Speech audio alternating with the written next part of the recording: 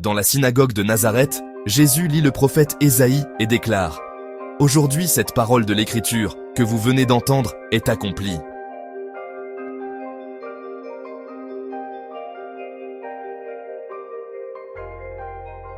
C'est un moment historique. Jésus se révèle comme celui qui apporte la bonne nouvelle, la guérison, la délivrance et la liberté.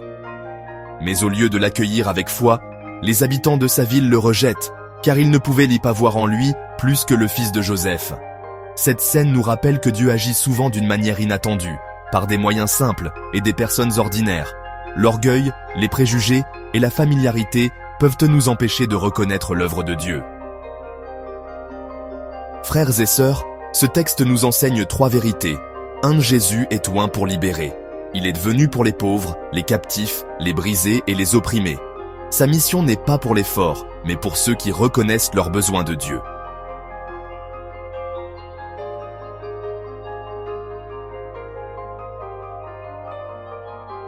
« 2. La parole s'accomplit aujourd'hui. Jésus n'est pas seulement un prophète du passé. Sa parole est vivante et actuelle.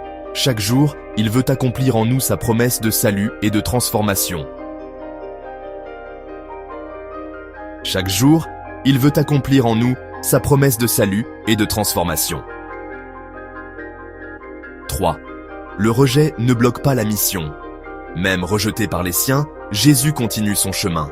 De même, si nous rencontrons l'incompréhension ou la critique, cela ne doit pas nous détourner de notre mission. Acceptons Jésus tel qu'il est, non tel que nous voudrions qu'il soit. Ouvrons nos cœurs à son esprit, afin de vivre la liberté qu'il offre.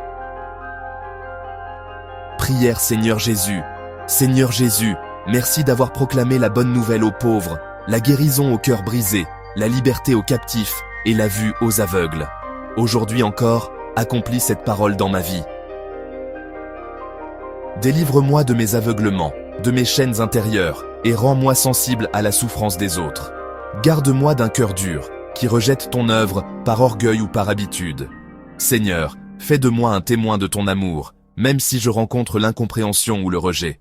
Que ton esprit repose sur moi, et que ma vie soit un reflet de ton royaume qui vient.